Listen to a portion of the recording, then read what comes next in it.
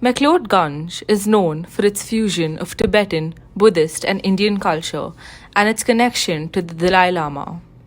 The history of Losar, the Tibetan New Year in McLeodganj, dates back to the time when the Tibetans fled their homeland after the Chinese occupation in the 1950s. These refugees settled in McLeodganj and in other parts of India and brought with them their rich cultural heritage, including their biggest festival, Losar. The history of Losar festival can be traced back to the pre-Buddhist era in Tibet. It is believed to have originated as a farmers' festival, marking the beginning of the agricultural season in the region. Losar is a very prominent festival in Tibetan culture, and it became a symbol of new beginnings, hope, and prosperity. And it became an auspicious event to offer prayers and seek blessings for a prosperous year ahead. Over the centuries, the festival has evolved to include a range of cultural activities, traditional foods, and spiritual practices. This is a Tibetan, one of the most important auspicious celebration. So it's a Losar celebration. So in independent Tibet, we used to celebrate for 15 days. So now in India, with the time and all this availability, now we are observing it only for 3 days. It is interesting to note that there is no particular way to celebrate the festival, as every family celebrates it in their own unique way, with their own personal touches added to Losar. On the first day of Losar, they start their rituals by thoroughly cleaning, dusting, and whitewashing their house. The houses are further decorated in a traditional Tibetan fashion, with the color scheme of red, yellow, and white being represented throughout the decorations, as it symbolizes their freedom and independence. Ancient prayer flags are replaced with new, colorful ones. New garments are adorned by every member of the household.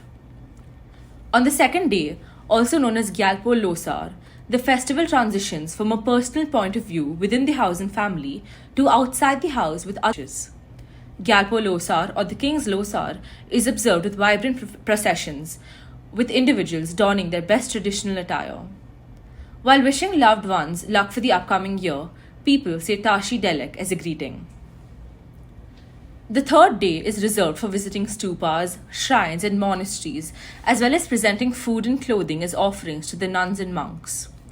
To enjoy with friends and family, people make traditional delicacies and beverages like chang, a type of Tibetan beer. Losar is a time for forgiveness, sharing, and reciprocity of love, as well as wishing one another well in the upcoming year. People apologize to one another for any sins they may have committed in the past year. They celebrate with relatives at the Tibetan Institute. A variety of stalls are arranged, including poker, game, and food stalls. Special dishes such as Tibetan dressel and their staple butterbeer are sold. There is a stark difference between the celebrations and clothings of monks and the locals. Monks wear a simple robe known as kasai throughout the year, but the locals wear traditional clothing, especially during Losar. This traditional attire are called shupas. Dance that was in the monastery, the Khar dance. Yeah. Why do we do it? Oh, Khar is a very unique, very unique performance, and it's the special, the lyrics, the words is very, how to say, precious. It's to get to choose for someone like a big lama, guru, whatever. So to them, we are just praying, enjoy or something like this one. So Khar is, especially the Khar first came from the Ladakh. Yeah.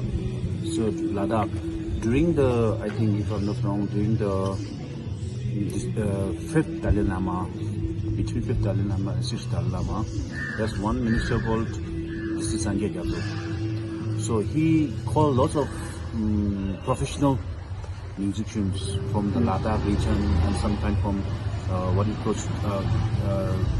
Muslim. Yeah. So they were a little bit similar when they sing. So that's why. So he introduced that groups. He founded that groups to perform special on the occasions. Yeah. The life of a monk is the epitome of enlightenment and spirituality. They devote their days to studying Buddhist texts, practicing meditation, and pursuing knowledge. People participate in religious rituals and make offerings to the gods.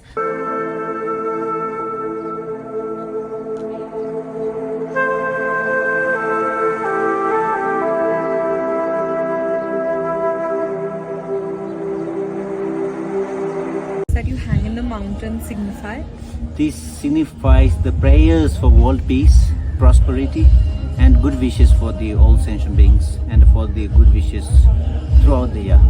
Okay, and what are they called, the flags? We call it longta. Longta. Yes, which is called the wind horse. When the wind is, quite harsh or hard, then it flaps the flag. Then we call it. It will chant the mantras, and then the good wishes will come along with it. So, why are Tibetans progressively moving to the West after living in India for more than 60 years? As stated by the CTA, or the Central Tibetan Administration, an overwhelming majority of Tibetans residing in India lack a defined legal status. They do not qualify as refugees in any legal sense. This sole categorization led to a plethora of issues. A financial crisis soon ensued as the Tibetans were robbed of essential rights such as the right to own land or the right to work in the government sector.